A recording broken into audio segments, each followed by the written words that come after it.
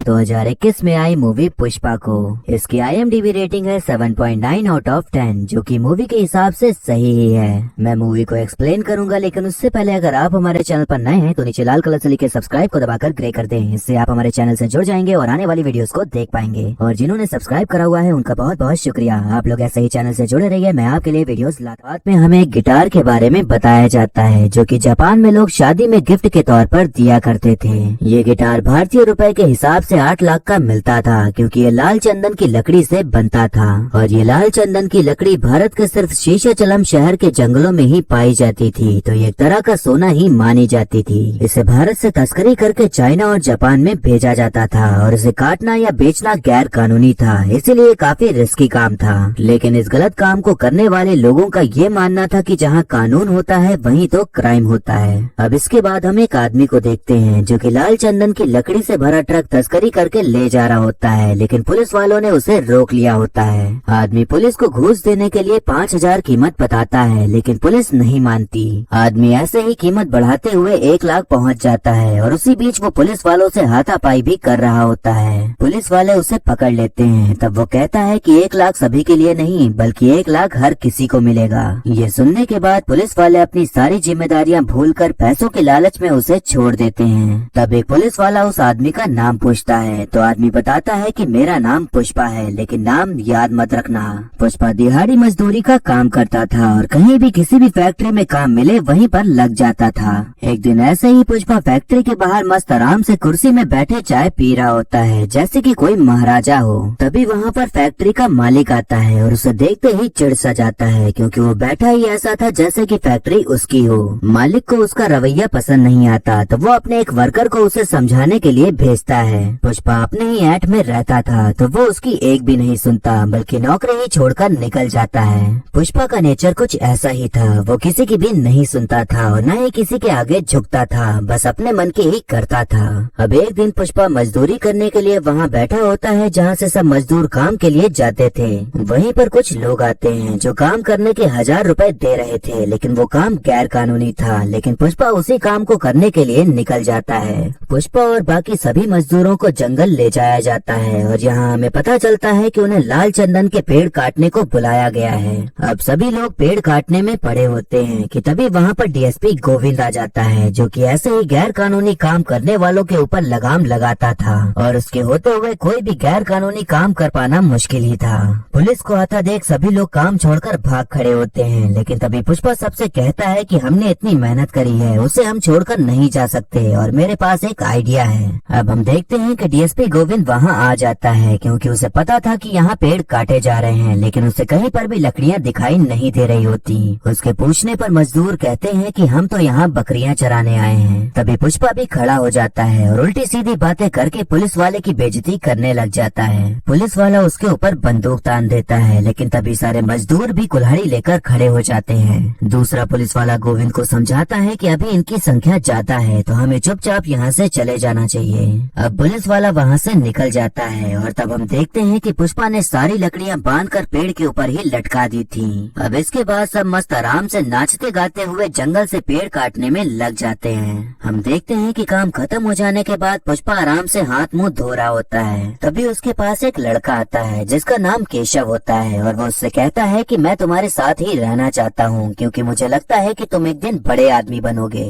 पुष्पा का वैसे भी कोई साथी नहीं था, तो वो उसे ही अपने साथ रख लेता है और उसे अपना दोस्त बना लेता है। हम देखते हैं कि DSP गोविंद पूरी पुलिस फोर्स को ही लेके आ जाता है, क्योंकि उसने तो ठान लिया था कि वो गैर कानूनी काम करने वालों को पकड़ कर ही रहेगा। पुष्पा उन्हें देख के डरता नहीं, बल्कि एक पत्थर उठाकर उनकी तरफ फेंकता है। फिर ये देखकर सभी लोग पत्थर उठा के पुलिस वालों को मारने लग जाते हैं। पुलिस वाला एक्शन लेते हुए हवाई फायरिंग करता है और फिर आगे बढ़ने लगता है, जिससे कि सब मजदूर वहाँ से भाग खड़े होते हैं। पुष्पा भागने के बजाय ट्रक को लाल चंदन की लकड़ी से लोड करता है और उसे वहाँ से लेके जाने लग जाता है। गोविंद उसका ही पीछा करने लग जाता है, लेकिन थोड़ी ही दूर जाने पर वो देखता है कि पुष्पा पैदल ही चलकर आ रहा था और उसने ट्रक कहीं छुपा दिया था। DSP गोविंद उसे पकड़ के पुलिस स्टेशन ले जाता है और वहाँ उसे लटका के डंडों से उसकी सुताई करता है, लेकिन पुष्पा इतनी मार खाने के बाद भी ट्रक की लोकेशन नहीं बताता, बस हंसते जा रहा होता है। तभी वहाँ पर एक दूसरा पुलिस वाला आता है और उससे कहता है कि तुम्हारा पूरा नाम क्या है और तुम्हारे खानदान में कौन कौन है। ये बात सुनकर पुष्पा काफी इमोशनल हो जाता है और तब हमें यहाँ एक स्टोरी बताई जाती है। मूवी थोड़ा सा फ्लैशबैक में जाती है जहाँ हम देखते हैं कि बचपन में पुष्पा अपनी माँ के साथ स्कूल में एडमिशन कराने के लिए गया होता है। तभी वहाँ एक आदमी आता है जो कि एडमिशन कराने से रोक देता है और कहता है कि इसके पिता का नाम गलत है क्योंकि इसके पिता है ही नहीं। यहाँ हमें पता चलता है कि जो आदमी के पिता थे उनका पुष्पा की माँ से संबंध था और उन्हीं से पुष्पा जन्मा था, लेकिन अब पिताजी की मौत हो चुकी थी तो उनके बड़े बेटे मोहन ने पुष्पा और उसकी माँ को अपनाने से मना कर दिया था और मोहन पुष्पा का सौतेला भाई था। मोहन पुष्पा को अपने पास बुलाता है और उससे कहता है कि तुम्हारा नाम सिर्फ पुष्पा राज है और कुछ भी नहीं। इस बात से पुष्पा को काफी गहरा असर होता है जिसकी वजह से तभी से वो एक कंधे को ऊपर उठाकर चलने लगा था। कहानी अब प्रेजेंट में आती है जहाँ हम देखते हैं कि एक पुलिस वाला पुष्पा को खिलाने पिलाने के लिए एक होटल में लाया होता है। तभी वहाँ पर उसे केशव भी मिल जाता है। अब वहाँ पर दो आदमी आते हैं जिनका नाम जॉली रेड्डी और जक्का रेड्डी होता है जो कि दोनों भाई होते हैं और जो लाल चंदन सप्लाई करने का काम था वो उनके ही अंडर आता था। जॉली रेड्डी काफी ज्यादा गुस्सैल किस्म का था और वो एक नशेड़ी और लड़कियों के साथ गलत काम करने वाला आदमी था और वहीं जक्का रेड्डी इस पूरे लाल चंदन के बिजनेस को संभालता था। वैसे तो ये तीन भाई हैं लेकिन तीसरे भाई के बारे में आपको आगे पता चलेगा। जो ट्रक में माल था जिसे पुष्पा ने छुपा दिया था उसी के बारे में पता करने के लिए ये दोनों आए होते हैं तो वो पुष्पा से ट्रक के बारे में पूछते हैं। पुष्पा कहता है कि आपका माल मैंने छुपा दिया और पुलिस के हाथ आने नहीं दिया, जबकि उन्होंने मुझे इतना मारा तो भी मैंने अपना मुंह नहीं खोला तो उसके लिए कीमत तो लगेगी जो कि है पूरे 5 लाख रुपए।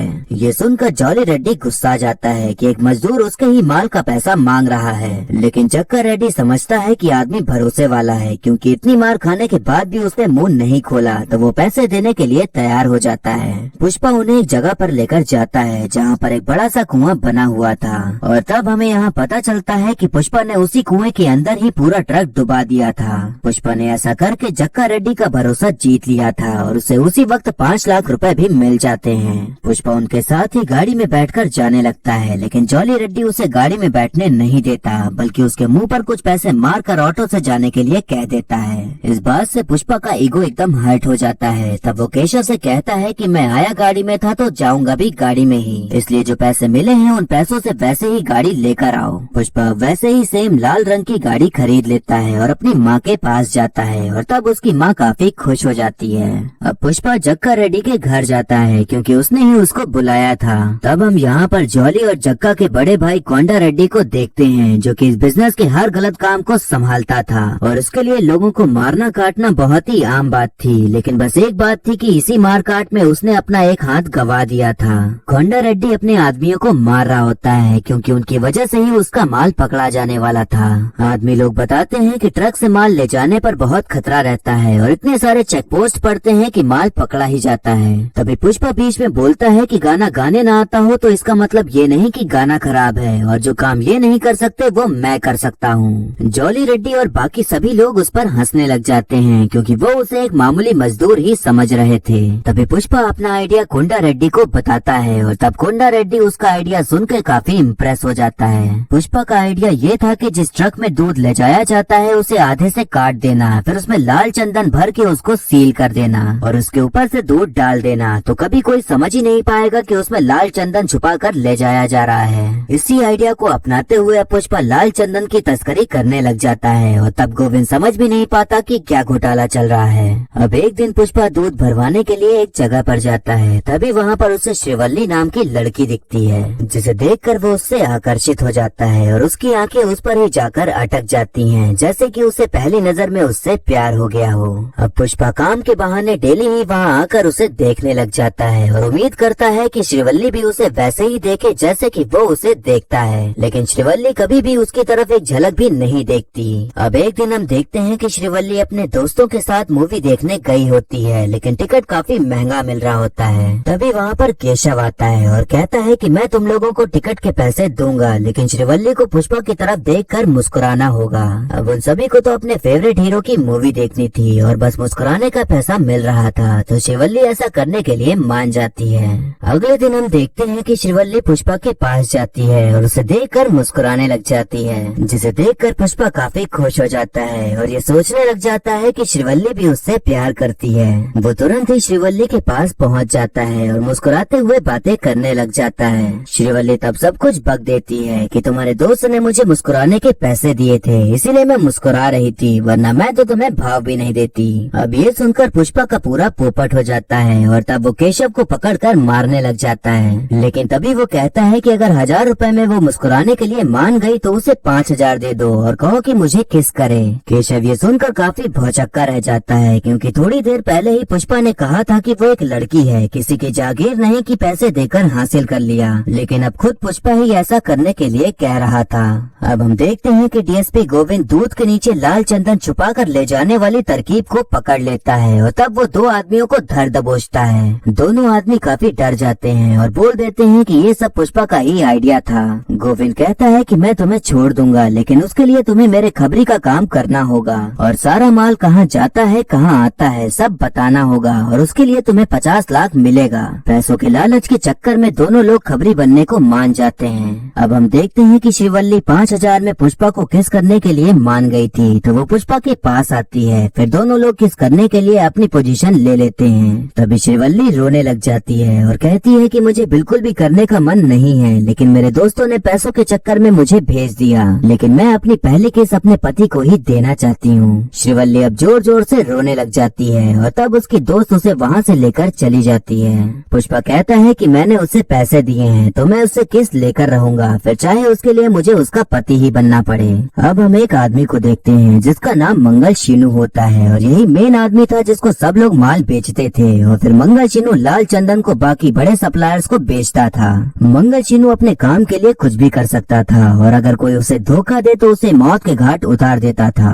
मंगल शीनू कोंडा रेड्डी के पास आता है और अपना सारा माल उसको छुपा कर रखने को कह देता है, क्योंकि उसे शक था कि शायद पुलिस उसके माल को ढूंढ रही है। कोंडा रेड्डी पूरा माल अपने खुफिया अड्डे पर रखने के लिए मान जाता है, क्योंकि कोंडा रेड्डी मंगल शीनू को ही अपना माल बेचता था, इसलिए उससे अच्छे संबंध बनाए रखना ही जरूरी था। वहीं पर हम एक आदमी को देखते हैं जिसका नाम मुरगलिस होता है और वो मंगल शीनू का साला होता है, जो कि मंगल शीनू के लिए मार काट का काम करता था।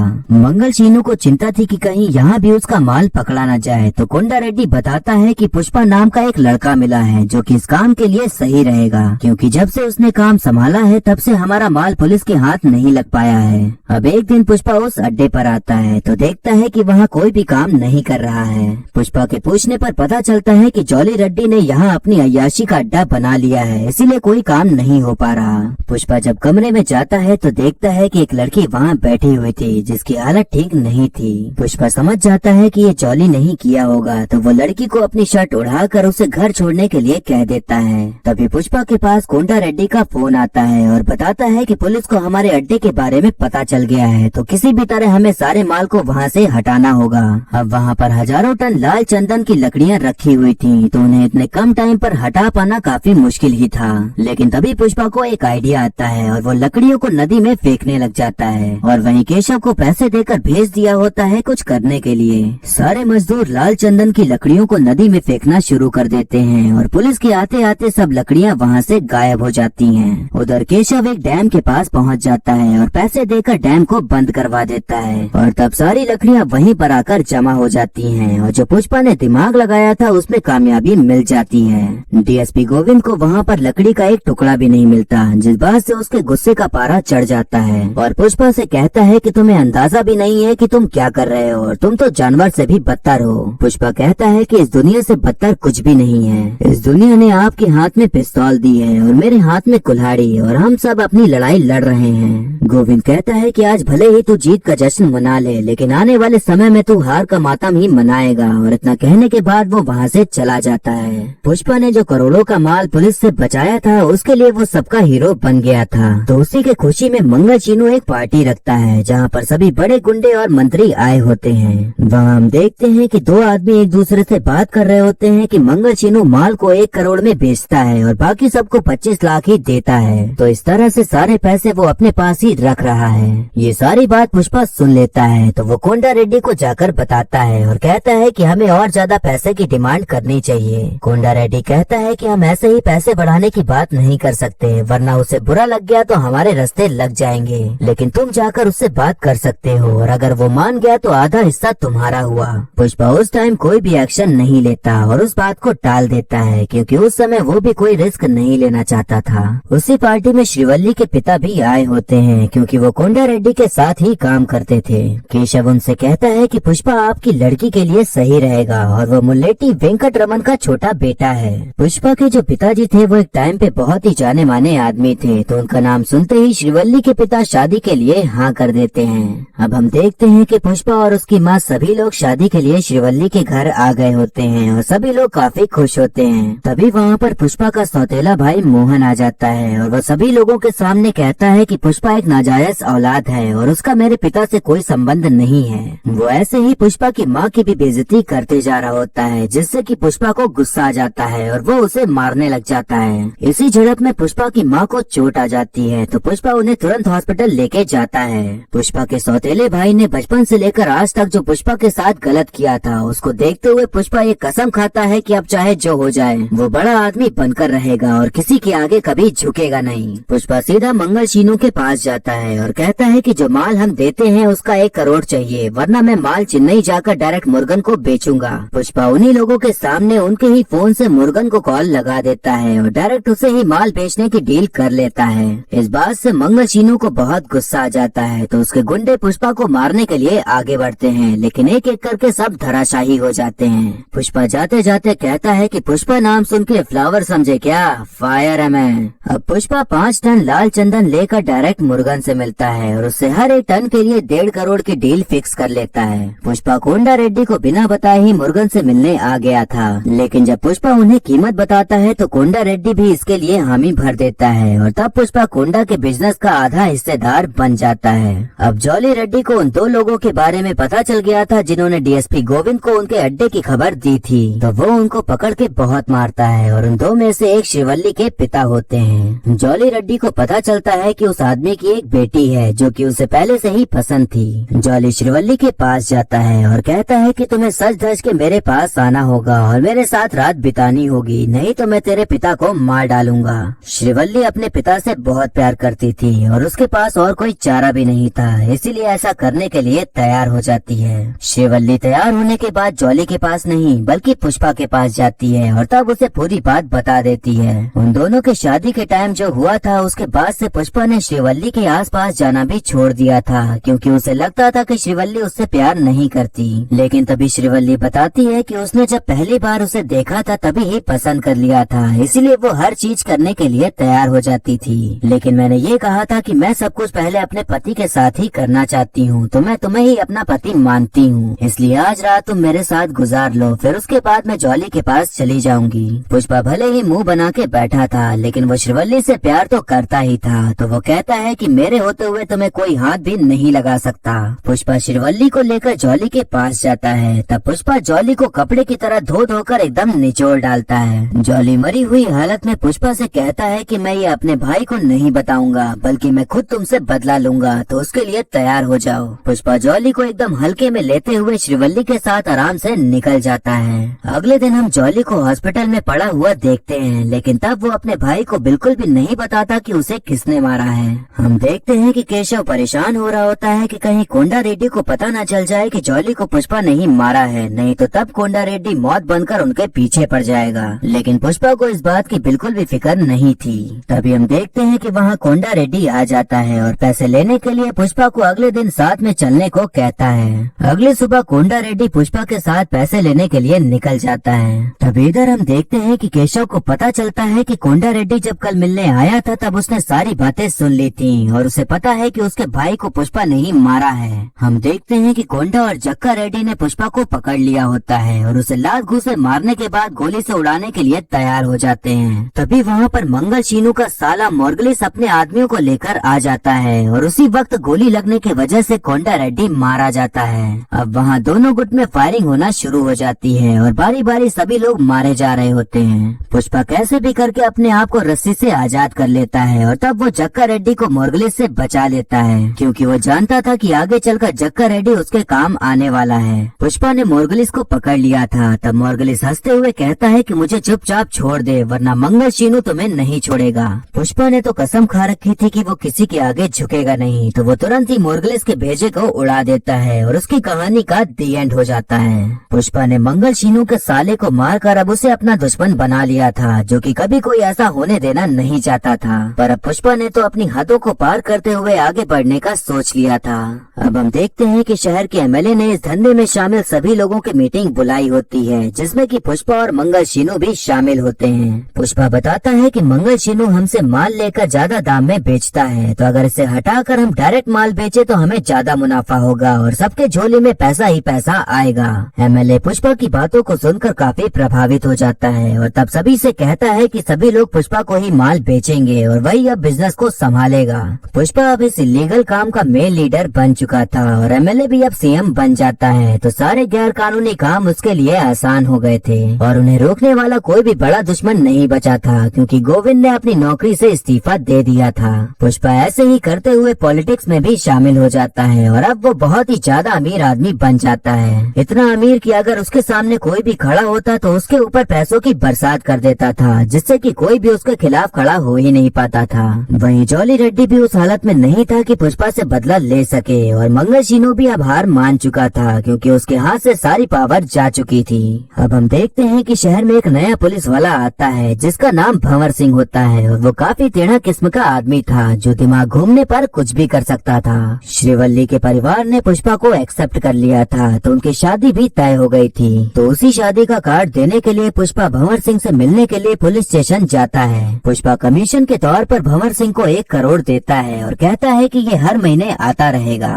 भंवर सिंह एक एक करके सारे नोट गिनता है और कहता है कि कुछ तो कमी लग रही है। पुष्पा के साथ आए सभी लोग दोबारा नोट गिनते हैं, लेकिन सब सही निकलते हैं, पर भंवर सिंह फिर भी यही कहता है कि कुछ तो कमी लग रही है। भंवर सिंह पुष्पा के खानदान को लेकर उसकी बेइज्जती करने लग जाता है और कहता है कि दोनों ने व्हाइट शर्ट पहनी हुई है, लेकिन मेरी शर्ट में ब्रांड है, पर इसका तो कोई न लेबल है न ही कोई ब्रांड है, इसीलिए इसकी तो कोई पहचान ही नहीं है। तभी पुष्पा उसे सर कहकर पुकारता है। तब भंवर सिंह कहता है कि हाँ, अब तक इसी की कमी लग रही थी। वो कहता है कि अब से कौन सा पैसा कहाँ आएगा कहाँ जाएगा सब मैं डिसाइड करूंगा, और जिस तरह से अभी मुझे सर बोला है वैसे ही मुझे इज्जत देनी होगी। पुष्पा उस वक्त कुछ भी नहीं कर पाता और उसकी बातें सुनकर वहाँ से चला जाता है। उस दिन के बाद से पुष्पा भंवर सिंह की सारी बातें मानने लगा था और उसी के इशारों पे नाचने लगा था, जैसे कि कोई जादू कर दिया हो। ऐसे ही करते हुए अब पुष्पा की शादी का दिन आ जाता है, लेकिन वो वहाँ पर मौजूद ही नहीं होता। हम देखते हैं कि पुष्पा और भंवर सिंह एकदम जय वीरू की तरह मस्त पार्टी करते हुए एंजॉय कर रहे होते हैं। पुष्पा कहता है कि आपको पता था कि मेरा कोई खानदान नहीं है और न ही मेरा बाप है, तब भी आपने उस दिन मेरी बेइज्जती की और मेरी माँ को बेइज्जत किया। पुष्पा भंवर सिंह की बंदूक लेकर अपने हाथ पे ही गोली मार लेता है और कहता है कि ये जो खून बह रहा है वो मेरे पिता का है और ये मुझसे कोई भी छीन नहीं सकता और ये खून ही मेरा ब्रांड है। पुष्पा बंदूक के दम पर भंवर सिंह के सारे कपड़े उतरवा देता है और फिर अपने कपड़े भी उतार देता है। पुष्पा कहता है कि अगर मैं ऐसी हालत में भी कहीं जाऊं तो भी लोग मुझे पुष्पा राज ही बोलेंगे, लेकिन अगर तू ऐसे बिना वर्दी के निकल गया तो एक कुत्ता भी तेरी इज्जत नहीं करेगा। ब्रांड का ठप्पा आदमी के कपड़ों में नहीं होता बल्कि कैरेक्टर में होता है। पुष्पा जाते जाते कहता है कि जो माल जहाँ जाना होगा जाएगा और जो पैसा आना होगा आएगा, लेकिन अब एक फूटी कौड़ी तुम्हें नहीं मिलेगी और अब तेरे पास बस नकली इज्जत बचेगी और बाकी सब कुछ मैं छीन लूंगा। पुष्पा अब उसी हालत में शादी के मंडप में पहुंच जाता है। तब वहाँ मौजूद सभी लोग उसे ऐसी हालत में देखकर हैरान हो जाते हैं। श्रीवल्ली उसकी हालत देखकर सवाल करती है कि आखिर वो गया कहाँ था। पुष्पा कहता है कि पुष्पा को किसी ने फ्लावर समझ लिया था, तो उसे समझाने गया था कि पुष्पा फायर है। उधर भंवर सिंह अब पूरी तरह से पुष्पा को खत्म करने के लिए पागल सा हो चुका था और इधर पुष्पा भी भंवर सिंह से टक्कर लेने के लिए तैयार था और इसी के साथ मूवी यहीं पर खत्म हो जाती है। तो दोस्तों, ये जो मूवी है ये किसी हीरो की नहीं बल्कि एक विलन की कहानी को बताती है कि कैसे वो गलत काम करते हुए आगे बढ़ा और अमीर बना। ये मूवी अच्छाई वर्सेस बुराई की नहीं बल्कि बुराई वर्सेस बुराई की ही है, क्योंकि इस मूवी का हर कैरेक्टर अच्छाई से ज्यादा बुरे काम करने में ही माहिर है, तो हम किसी को भी हीरो तो नहीं मान सकते।